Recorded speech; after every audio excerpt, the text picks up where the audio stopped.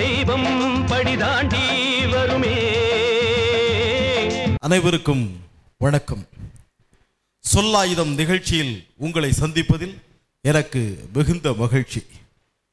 நேயர்களே, இன்றைக்கு ஆணுக்கு பெண் சமமாக சமத்துவமாக மக்கள் தொகை பெருக்கத்தில் இருந்தாலும் உரிமைகளில், கல்வியில், வேலை வாய்ப்பில், பொருளாதாரத்தில் ஒரு பெண் என்பவள் ஆணுக்கு பெண் சமமாக இருக்கிறாளா இல்லையா என்பதுதான் கேள்விக்குறி.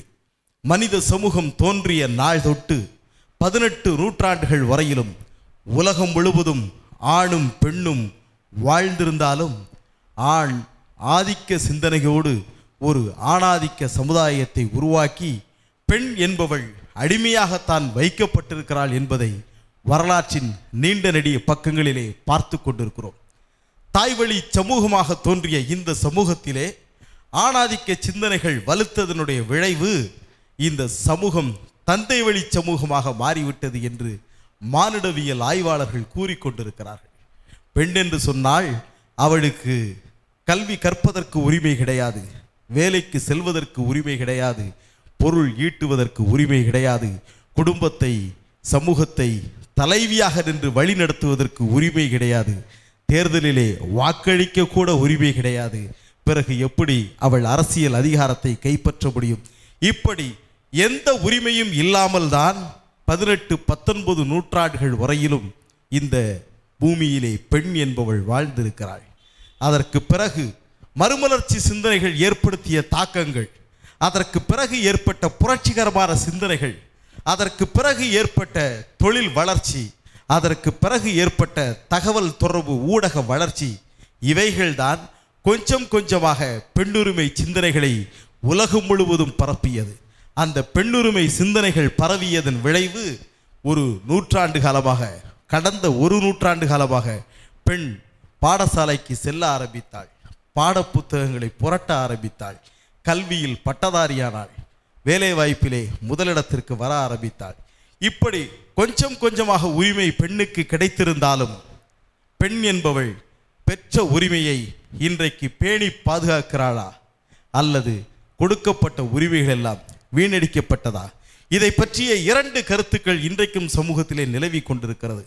பெண் உரிமை என்று பெண்ணுக்கு உரிமைகளை எல்லாம் நிறைய கொடுத்து விட்டோம், ஆனால் அந்த உரிமைகளை பெண்கள் பேணி பாதுகாக்கவில்லை, வீணடித்து கொண்டுதான் இருக்கிறார்கள் என்று ஒரு தரப்பு குற்றச்சாட்டும், இல்லை எங்களுக்கு நீங்கள் கொடுத்த உரிமைகள் காணாது, கிடைத்த உரிமைகளை வைத்துக்கொண்டு இவ்வளவு உயரத்திற்கு நாங்கள் வந்திருக்கிறோம், எங்களுக்கு முழுமையான உரிமைகளை தாருங்கள், நாங்கள் இதைவிட மேலான உயரத்தை எட்டி பிடிப்போம் என்று பெண்கள் ஒரு புறத்திலே சொல்லிக் கொண்டிருப்பதை பார்த்து கொண்டிருக்கிறோம். ஆக பெற்ற உரிமை என்பது இன்றைக்கு பேணடிக்கப்பட்டிருக்கிறதா, வீணடிக்கப்பட்டிருக்கிறதா? இதுதான் இன்றைய கேள்வி. இன்றைய சொல்லாயுதம் நிகழ்ச்சியிலே பெற்ற உரிமை பேணி பாதுகாக்கப்பட்டிருக்கிறதா, வீணடிக்கப்பட்டிருக்கிறதா விவாதிப்பதற்காக தமிழகத்தின் தலைசிறந்த பேச்சாளர்கள் இதோ இங்கே குழுமி இருக்கிறார்கள். வாருங்கள், இனி விவாத களத்திலே சந்திப்போம்.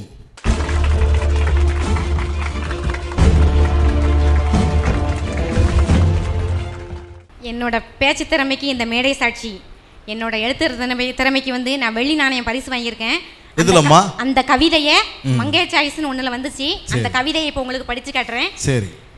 என்னை நானே செதுக்கிக் கொள்கிறேன் ஜான்சி ராணியாய், சிறகுகள் தீப்பிடித்தாலும் சிறகழித்து பறந்து காற்று மண்டலம் தாண்டி காற்றில்லா வெற்றிடம் நோக்கி பறந்து செல்கிறேன் சிறகின் நெருப்பணைக்க.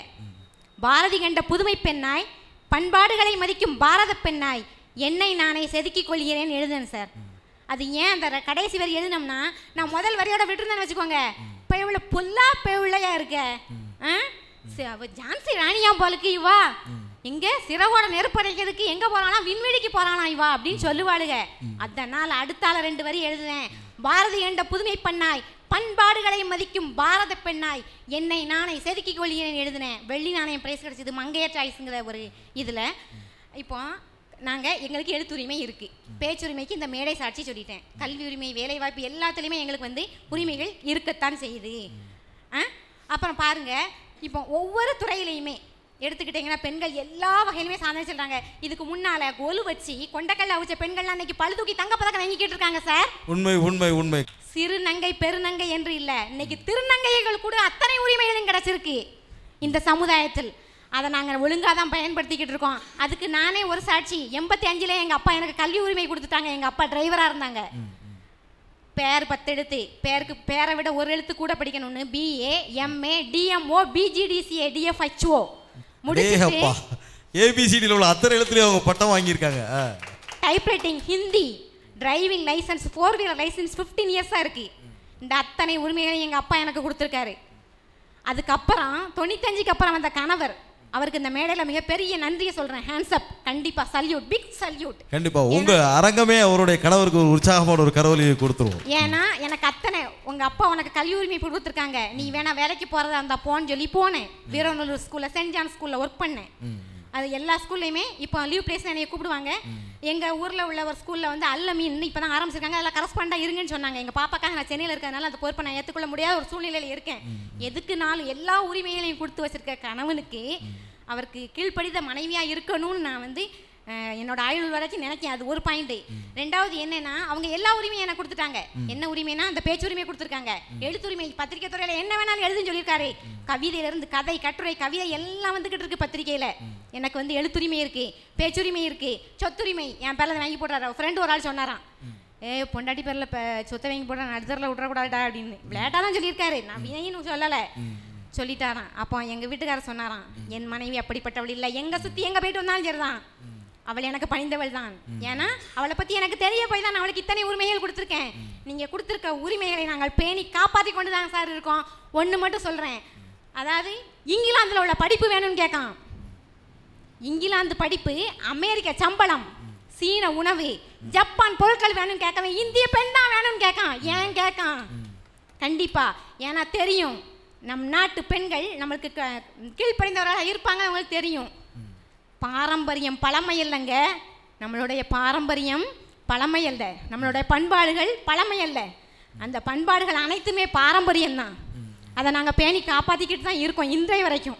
உண்மை உண்மை உண்மை உண்மை. நல்ல கருத்துக்களை வந்து சகோதரி வந்து சொல்லியிருக்காங்க. பேசும்போது சொன்னாங்க, அவங்க கவிதையினுடைய முதல் வரியோடு நிறுத்திட்டு என்ன சொன்னீங்க? பயப்புள்ள இல்லையா? பயப்புள்ள, அந்த வார்த்தையை பாருங்க, பயப்புள்ள. அந்த பயப்புள்ளங்கிறது ஒரு சேட்டைக்காரனை குறிக்கக்கூடிய ஒரு சொல். அதிலே கூட மறைமுகமாக நீங்கள் ஆண்களைத்தான் குற்றம் சாட்டுகிறீர்கள் இல்லையா? பயப்புள்ளன்னு ஆண்களை சொல்கிறோம், நாம நீங்கள் பொம்பளை பிள்ளைய சொல்கிறோம்னா சொல்ல மாட்டோம். ஒருவேளை பொம்பளை பிள்ளைங்கள்லாம் சேட்டையே பண்ண மாட்டாங்க அப்படின்னு அவங்க நினைக்கிறாங்க போல இருக்கு. நீங்கள் சொல்லுங்கள்.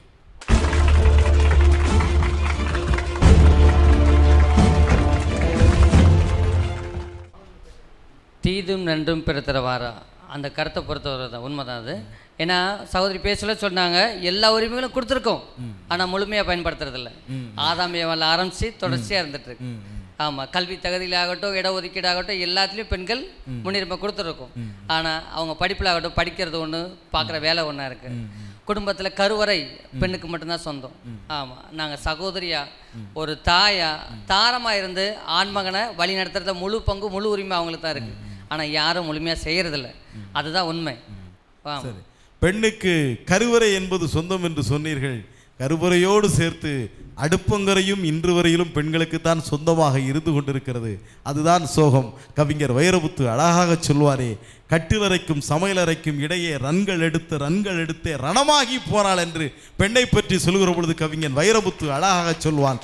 இன்றைக்கும் பெண் என்பவள் அடுப்பங்கரையிலே அடங்கி கிடக்கிற ஒரு விலங்காகத்தான் இருந்து கொண்டிருக்கிறாள். பல குடும்பங்களிலே அந்த யதார்த்தத்தையும் நாம் பார்த்து கொண்டிருக்கிறோம். நீங்கள் யார் சார் சொன்னா பெண்கள் உளவியல் ரீதியா நாங்க வந்து ஸ்ட்ராங்கா இல்லைன்னு யார் சொன்னா? அதுக்கு நம்ம கூட வாழ்ந்துட்டு இருக்க ஒரு பெண் சான்றா இருக்கா? நம்ம இந்தியால முதல்ல ஆசிட் வீசினது யார் மேல தெரியுமா சார்?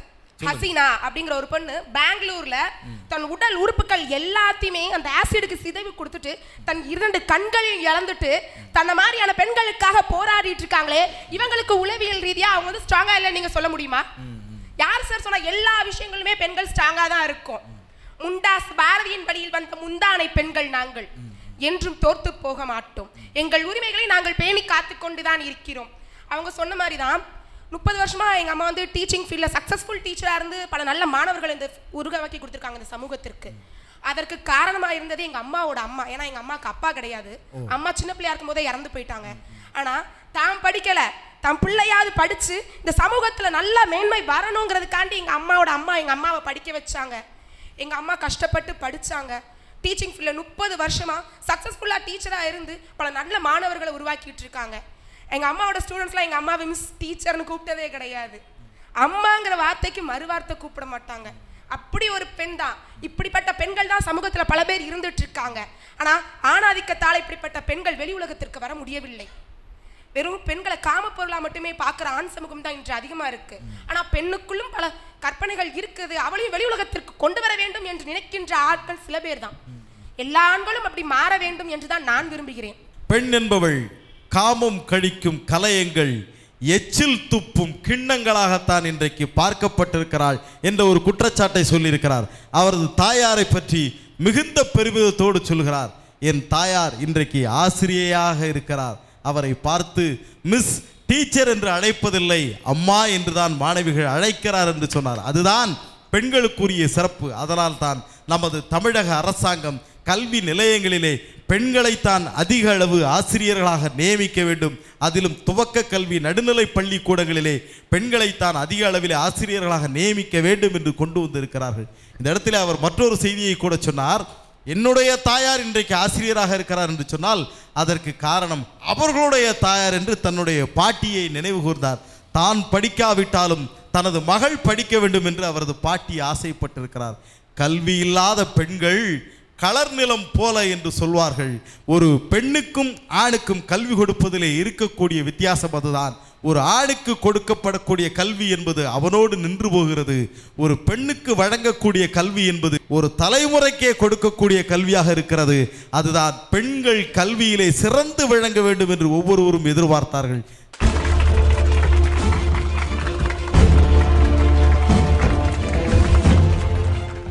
உரிமைகளை கேட்டு கேட்டு கொடுத்தது தான் மிச்சம் அண்ணாச்சி. உரிமைகளை கேட்டதெல்லாம் கொடுத்து கொடுத்து மிச்சம். அவன் கொடுத்ததெல்லாம் காப்பாற்ற முடியாம நிற்கும். சுடிதாரு கேட்டாக சேலை வேணான்னு சுடிதாரு கேட்டாக வாங்கி கொடுத்தும் போட்டாங்க. ஜீன்ஸு பேண்ட்டு என்கிட்ட கேட்டா போட்டாங்க. கொஞ்சம் சொல்லுங்க, ஜீன்ஸு பேண்ட்டு என்கிட்ட கேட்டா போட்டாங்க. தெருவில் நடக்கும்போது கிண்டல் பண்ணுனா இப்படி சிங்கினாங்க. தெருவில் நடக்கும்போது கிண்டல் பண்ணா இப்படி சினாங்க. தெருவில் போகிற மாதிரியா போனாங்க. அவ சேலை துணியை மறைக்காம தான் இருந்தாங்க. இவங்களுக்கு உரிமை வேணுமா? என்ன உரிமை? ஏம்மா சமையலை பண்ணுங்க, வீட்டில் சமையலை பண்ணுங்க, பிள்ளைகளை பாதுகாருங்க, வர புருஷனுக்கு வழியாக சாப்பாடு கொடுங்க, உங்கள் மாமனார் மாமியாரை நல்ல முறையில் வச்சு காப்பாற்றுங்க. இதை விட ஒரு பெண்ணுக்கு என்ன உரிமை வேண்டும்? எனக்கு தெரியாமல் கேட்கேன். ஆம்பளை வேலைக்கு போகிறான், வேலைக்கு போகக்கூடிய பக்குவம் எங்கிட்ட இருக்குது. எங்களுக்கு சமையல் பண்ண தெரியாது, எங்களுக்கு பாத்திரம் கழுவ தெரியாது, எங்களுக்கு துணி துவைக்க தெரியாது. இந்த விஷயமெல்லாம் உங்களுக்கு தான் தெரியும். அதனால தானே உங்களை சமைக்கிறோம். கைப்பக்குவம் நல்லா இருக்குமேனு சமைச்சு சொன்னோம். என் பொண்டாட்டி கைப்பக்குவம் நல்லா இருக்கும், கொஞ்சம் கூட சமையல்னு சொன்னால் அவள் உப்பையும் உரைப்பையும் அள்ளி போட்டு இனிமேல் சமைக்கவே சொல்லக்கூடாதுங்கிற அளவுக்கு பண்ணுதான். இதுதான் அவங்களுக்கு கொடுத்த உரிமை. இன்னொரு உரிமை கேட்டீங்கன்னா வேலைக்கு போதாயின்னு சொன்னேன். வேலைக்கு போனா அவள் சொன்னா நான் வேலைக்கு போகிறேன், எனக்கு நீ கொடுத்துருக்க உரிமைக்கு நான் வேலைக்கு போகிறேன், ஆனால் ஏன் வேலைக்கு போகிறேன் நீங்கள் வீட்டில் பார்க்கணும். அது பார்க்கறதுக்கு சம்மதம்னா நான் போகிறோம்க்கா. இன்றைக்கி அவள் புருஷனாக இருக்கா, நான் பொட்டாட்டியாக இருக்கேன். என் நிலைமையை பார்த்தீங்களா? இதுதான் வாழ்க்கை. அவங்களுக்கு கூட உரிமை கேட்டாங்க பாரு. என்ன உரிமை? நாங்கள் பிளேட்டில் பறக்கணும். பறக்க யார் வேண்டாம்னா எங்களை தெருவில் பறக்க விட்றாங்க. எங்களை தெருவில் பறக்க விடாமல் நீங்கள் பிளேட்டில் இல்லை ராக்கெட்டில் வேணாலும் பறங்க. அவளுக்குன்னு அவங்க என்னெல்லாமோ கேட்டாங்களா? அடுத்த பறக்க சொன்னாங்க. 1940 46 வரைக்கும் நாங்கள் பெருசாக இருக்கோம். எங்களுடைய நீங்கள் சொன்ன சென்னையில் எங்கள் அண்ணன் சொன்னார் பஸ் பக்கத்தில் உட்காரங்களேன்னு. அண்ணன் சென்னையில் சமரசமாக உட்காரன். நானும் சென்னையில் ஒரு 6 வருஷமாக இருந்தேன். எப்படி தெரியுமா? நான் அப்படி தான் தேவையான ஒரு பஸ்ஸில் ஏறி உட்கார்ந்தேன். ஏறிக்கோங்க, ஏய் என்னடா என்ன அடிச்சுக்கிட்டு இருக்க? பொம்பளை பசங்க உடனே ஓட்டிக்கிட்டு இருப்பியா? கைதா கஷ்டமெல்லாம் என்னடா படா அப்படின்றா. இதுதான் பொம்பளைக்கு கொடுக்கப்பட்ட உரிமையா? ஒரு ஆண்களை மதிக்க தெரியாத பொம்பளைக்கு என்னையா உரிமை கொடுக்கணும் நாங்கள்? சொல்லுங்கள், உங்களுக்கு உரிமைகள் என்ன? நீ சுதந்திரமாக இருக்கணும், சுதந்திரமாக நடமாடணும், இதுதானே உரிமை. என் பொண்டாட்டி என்கிட்ட கேட்டா, என்னங்க நீங்கள் வீட்டை விட்டு வெளியே விட நீங்கள் இந்த பெண் ஆதிக்கம் தானே, இந்த ஆண் ஆதிக்கம் தானே நடக்கு, பெண் ஆதிக்கம் உள்ளதை வந்து சரிசமமாக கொடுக்குறேன்னே எங்களை வெளியே விட்டுக்கலாம்ல. சரி போட்டி பெரிய தெருவிலேயே பேசிட்டு வா, 4 பேர்ட்டு பேசிட்டு வானே. வெளியவே ஒரு அரை மணி நேரம் தான் உட்கார்ந்தா ஊரே கூடி சண்டை போடுது. என்னடின்னு வெளியே போனேன்.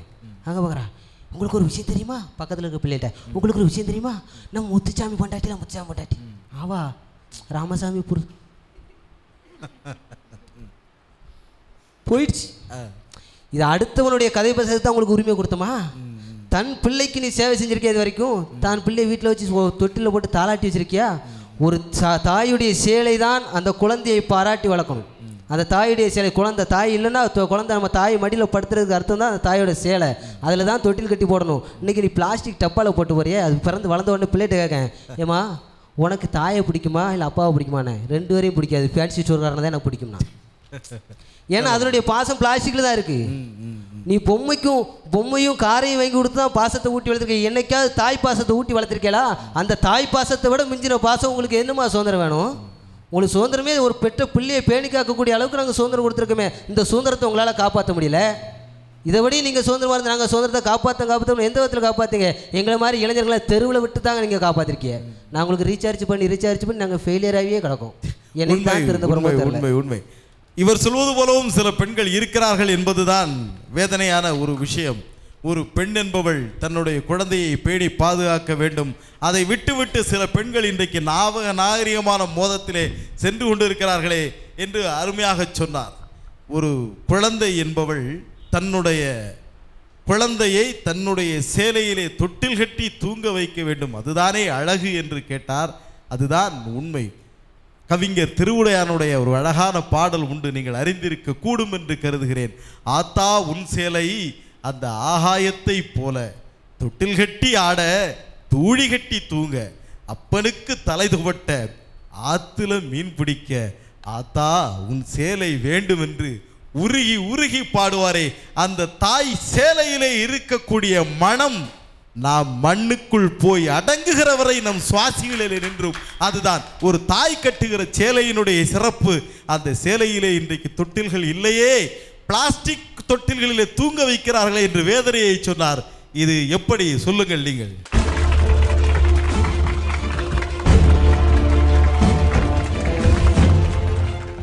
ஐயா நீங்க சொன்னீங்க இன்னைக்கு யாரும் தாலாட்டு பாடுறது இல்லை அப்படின்னு சொல்லிட்டு. யாரையா சொன்னா? இன்னைக்கு கூட அழகா தாலாட்டு பாடுறாங்க.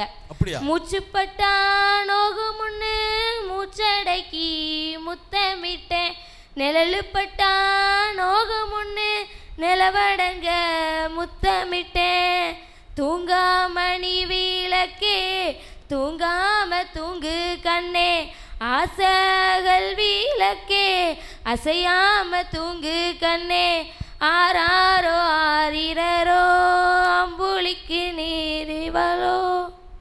அந்த காலத்து மாதிரி தாலாட்டு பாடினா இன்னைக்கு எந்த குழந்தைங்க நடுவரவர்களை தூங்கும்? அண்ணே அழகா சொன்னார், இன்னைக்கு பெண்கள் யாரும் சமைக்கிறது இல்லை அப்படின்னு சொல்லிட்டு. யார் நடுவரவர்களே சொன்னா? இன்னைக்கு இந்த பரபரப்பான நாகரிக உலகத்தில் இன்னைக்கு பெண்களும் வேலை வாய்ப்போட தான் இருக்கிறாங்க. காலையில் 4 மணிக்கே எந்திக்கணும். எந்திரிச்சு குளிச்சு சமையல் முடிச்சு அதுக்கப்புறம் குழந்தைங்களை எழுப்பி அவங்கள ரெடி பண்ணி, அப்புறம் கணவரை எழுப்பி அவரையும் ரெடி பண்ணி அவங்களுக்கெல்லாம் சாப்பாடு கொடுத்துட்டு திரும்ப மதியத்துக்கும் சாப்பாடு பண்ணி அவர்களுக்கு அனுப்பிச்சி விட்டுட்டு வீட்டில் உள்ள வேலையெல்லாம் முடிச்சுட்டு திரும்ப ஆஃபீஸ் போகணும். அங்கே போனால் அவன் ஏகப்பட்ட வேலையை சொல்லுவான். அத்தனை வேலையும் முடிச்சுட்டு பஸ்ஸில் அவசர அவசரமாக வீட்டில் ஒரு வாய் காப்பி குடிக்கலான்னு பார்த்தா அங்கே பார்த்தா அவ்வளோ வேலை கிடக்கும். அவ்வளோ வேலையும் திரும்ப முடிச்சா கணவர் வருவார், அவருக்கு பணிவிடை செய்யணும், அடுத்து குழந்தைங்களுக்கு. இப்படி ஒவ்வொரு நாளும் பெண்கள் தங்களோட வேலையை பொறுப்பாக செஞ்சுட்டு தான் இருக்காங்க. பெண்களோட உரிமைகள் பாதுகாக்கப்பட்டுட்டு தான் இருக்குது. ஒன்றும் இல்லை, நம்மளோட முன்னாள் குடியரசுத் தலைவரை எடுத்துக்குவோம். யாருங்கய்யா? யாரம்மா சொல்ற? நிறைய குடியரசுத் தலைவர்கள் இருந்தாங்க. இப்போ சமீபத்தில் இருந்தாங்களே பிரதிபா பாட்டில். ஆமா சரி அதை விடுங்க. நம்ம இப்போ கொஞ்ச நாளைக்கு முன்னாடி முதலமைச்சராக இருந்தாங்களே, ஆமா அவங்களையாவது தெரியுமாயா? சொல்லுங்க. நம்ம ஜெயலலிதா அம்மா. இப்படி ஒவ்வொரு துறையிலையும் இன்னைக்கு பெண்கள் இருக்க முடியுது அப்படின்னா அப்ப எங்க பெண்களின் உரிமைகள் பாதுகாக்கப்படுதுன்னு தானே அர்த்தம். நிலாவை காட்டி ஒரு காலத்துல சோறு ஊட்டிட்டு இருந்தாங்க பெண்கள். ஆனா இன்னைக்கு நிலாவுல கூட காலடி பெண்கள் எடுத்து வைக்கலாம் அப்படின்னு இருக்குன்னா எங்க பெண்களின் உரிமைகள் பாதுகாக்கப்படுதுனால அழகாக சொல்லி இருக்கிறார். நிலாவை காட்டி சாப்பிடு சாப்பிடு என்று குழந்தைகளுக்கு சோறுட்டி கொடுத்து கொண்டிருந்த தாய்மார்கள் இன்றைய தினம் நிலாவுக்கே சென்று வருவதற்கு தயாராகி விட்டார்கள் என்பதுதான் உண்மை. நம் தமிழகத்திலே படித்து கொண்டிருந்த மாணவி, கோயம்புத்தூர் பல்கலைக்கழகத்திலே படித்து கொண்டிருந்த மாணவி, அமிர்தா பல்கலைக்கழகம் என்று நான் கருதுகின்றேன், கேரளா மாநிலத்தைச் சேர்ந்த பெண் பிரதிபா இன்றைக்கு விண்வெளி துறையிலே ஆய்வு செய்வதற்காக தயாராகி கொண்டிருக்கிறார். செவ்வாய் கிரகத்திற்கு பயணம் செய்து தன்னுடைய உயிரை கொடுப்பதற்கு தயார் என்று உறுதிமொழி பத்திரம் கொடுத்து ஒரு பெண் இன்றைக்கு செல்வதற்கு தயாராக இருக்கிறார் என்று சொன்னால் உண்மையிலே அது பாராட்ட வேண்டிய ஒரு செய்தி தான். மீண்டும் அடுத்த வாரம் சொல்லாயுதம் நிகழ்ச்சியில் உங்களை சந்திக்கும் வரை உங்களிடமிருந்து வணக்கம் கூறி விடைபெறுகிறேன். நன்றி, வணக்கம்.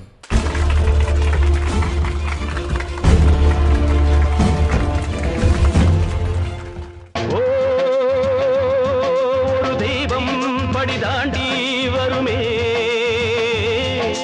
காலதேவனின் தர்ம எல்லைகள் மாறுகின்றதே, காலதேவனின் தர்ம எல்லைகள் மாறுகின்றதே.